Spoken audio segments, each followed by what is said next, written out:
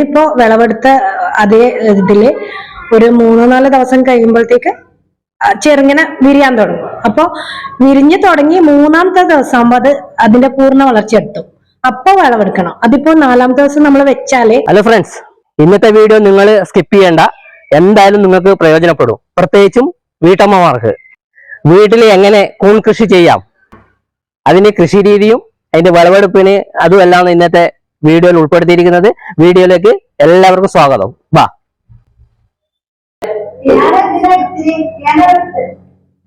ഓന്റെ പേരെന്താണ്? ഏത് സ്കൂളില്? സാൻജോസ്. ആദ്യം തന്നെ അറിയേണ്ടത് കൂൺ കൃഷി ചെയ്യുന്ന രീതി, മറ്റൊന്ന് ഈ കൃഷിയിലേക്ക് നിങ്ങൾ എങ്ങനെയാണ് എത്തിയത്? യൂട്യൂബിൽ കണ്ടിട്ടൊന്ന് തോന്നിയതാ, നോക്കാം. പിന്നെ നമ്മൾ സ്വന്തം ഉപയോഗിക്കാൻ വേണ്ടി ചെയ്യാന്ന് വിചാരിച്ച്. പിന്നെ ഒരു ക്ലാസ്സിന് വരുമ്പോ ഫാമിലി ഒരു ക്ലാസ്സിന് ഒരു ദിവസം. എത്ര ദിവസം വേണം ഇതിന്റെ വിളവ് കിട്ടാൻ വേണ്ടിട്ട്? 1 മാസം.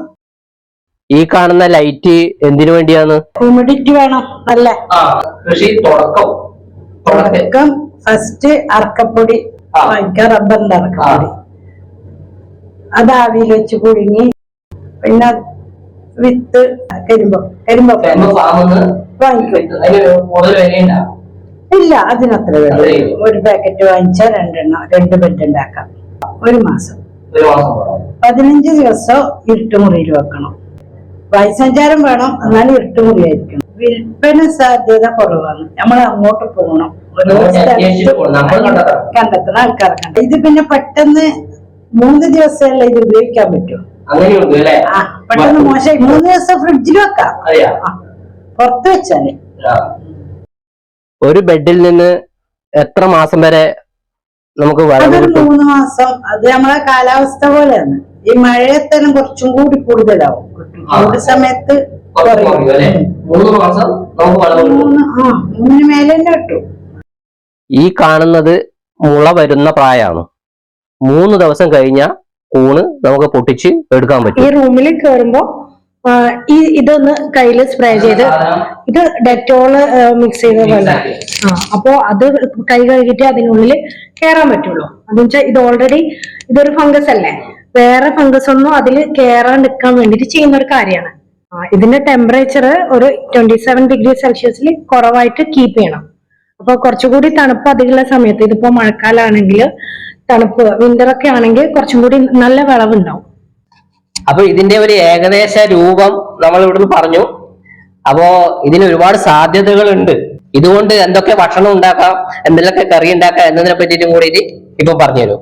കൂൺ ഫ്രൈ ചെയ്യാം, നോർമലി സാധാരണ പോലെ ഫ്രൈ ചെയ്യാം. അല്ലെങ്കിൽ ഈ ചില്ലി ചിക്കൻ ഒക്കെ ചെയ്യില്ലേ, അതുപോലെ മഷ്റൂം ചില്ലി ചെയ്യാം, മഷ്റൂം ബിരിയാണി ചെയ്യാം. പിന്നെ വെജിറ്റബിൾ കറിയിലൊക്കെ നമ്മളൊക്കെ ആഡ് ചെയ്യാം.